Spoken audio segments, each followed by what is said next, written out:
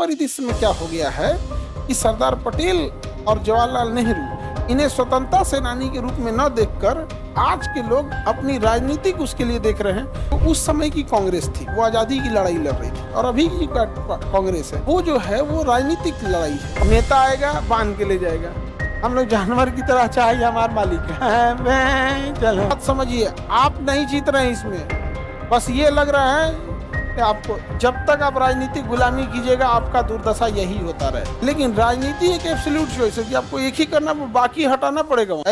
कौन जीते कोई नहीं जीते, तुम लोग अपना पढ़ाई करो बाबू, हल्ला नहीं करो बाबू। जैसे लग रहा है जीत के तुम्हारे घर यूनिवर्सिटी खुल जाएगा।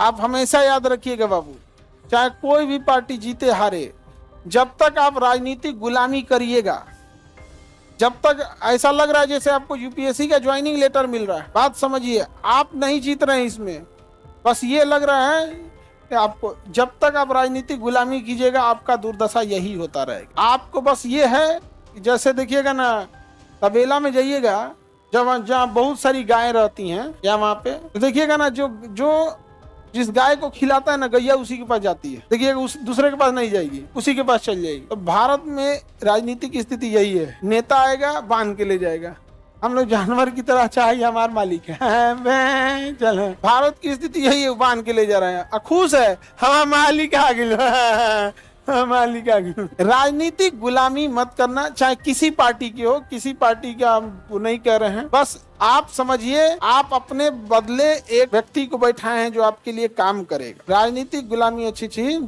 अंतरिम सरकार के लीडर सरदार पटेल को होना चाहिए। कई एक वो थ्योरी आती है कि यहाँ पे इलेक्शन हुआ नहीं था और उस समय यही था कि जो ज्यादा प्रभावी रह जाए। समझ गया कि नहीं आ गया? एक्चुअल में होता क्या है ना कि पंडित जो उस समय की कांग्रेस थी वो आजादी की लड़ाई लड़ रही थी, और अभी की कांग्रेस है वो जो है वो राजनीतिक लड़ाई है। प्रॉब्लम क्या है कि उस समय की जो कांग्रेस थी अंग्रेजों से लड़ने का सबसे बड़ा क्या था, संगठन था। तो अभी क्या है, राजनीतिक सोच अलग होती है। तो राजनीतिक सोच अलग होने के कारण राजनीति जो होता है ना, पॉलिटिक्स एब्सोल्यूट चॉइस होता है। एब्सोल्यूट चॉइस क्या होता है, जैसे अगर आपसे कहा जाएगा कि आपको कौन सा हीरो या हीरोइन पसंद है तो आप 3-4 नाम ले सकते हैं, क्योंकि वो एब्सोल्यूट चॉइस नहीं है। आपको कौन सा टीचर ठीक लगते हैं तो वो भी एब्सोल्यूट चॉइस नहीं है। समझ गया कि नहीं आ गया? लेकिन राजनीति एक एब्सोल्यूट चॉइस है कि आपको एक ही करना, बाकी हटाना पड़ेगा वहां पे। समझ गया कि नहीं? तो वो बड़ा टफ चॉइस हो जाता है। समझ गया कि नहीं आ गया? है तो वो क्या एक एब्सोल्यूट चॉइस हो जाता है। भारत में बहुत सारे लोग जो कांग्रेस को नहीं पसंद करते हैं वो इस कांग्रेस की तुलना आजादी से पहले वाले कांग्रेस से कर देते हैं। यह कांग्रेस राजनीतिक पार्टी है और आजादी से पहले वाली जो कांग्रेस थी वह कांग्रेस एक राजनीतिक संगठन न होकर एक आजादी की लड़ाई लड़ने वाला एक बड़ा मंच बन चुका था। समझ में कि नहीं आ गया? स्वयं महात्मा गांधी कहने वाले हैं कि आजादी के बाद कांग्रेस संस्था को खत्म कर देना चाहिए, क्योंकि यह पुरानी संगठन है और इसका यह चुनाव में क्या उठाएगी, लाभ उठा देगी। समझ में कि नहीं आ गया? कई आदमी ये कहने लगते हैं कि आजादी से पहले वाला ही कांग्रेस खराब था, जबकि आप पूरा इतिहास पढ़ लिए, आजादी के पहले ही एक मात्र यही संगठन था जो इतने दिन तक बचा रहा। बाकी कौन सा संगठन बचा था? कोई नहीं था। तो कई बार क्या होता है ना कि आदमी वर्तमान राजनीति से प्रेरित होकर उस समय की बात करने लगते हैं, वो गलत है, ऐसा नहीं करना चाहिए। क्या गांधी ने तो कोई पद ही नहीं लिया, जो लड़ाई है पद की, गांधी ने तो कोई पद ही नहीं लिया, मुखिया का पद नहीं लिए थे, नहीं लिए थे। यहाँ पर उन्होंने कहा था कि कांग्रेस जैसे संगठन को आजादी के बाद बंद कर देना चाहिए, और अगर राजनीति है तो दूसरे उसको पार्टी को आप बनाइए।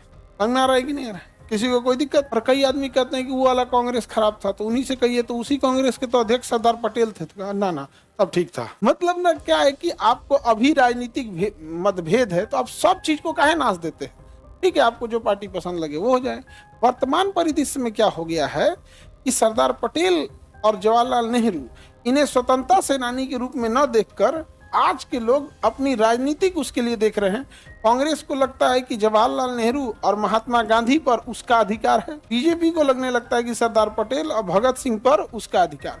भाई तुम लोग की लड़ाई में हम काहे पीसेंगे?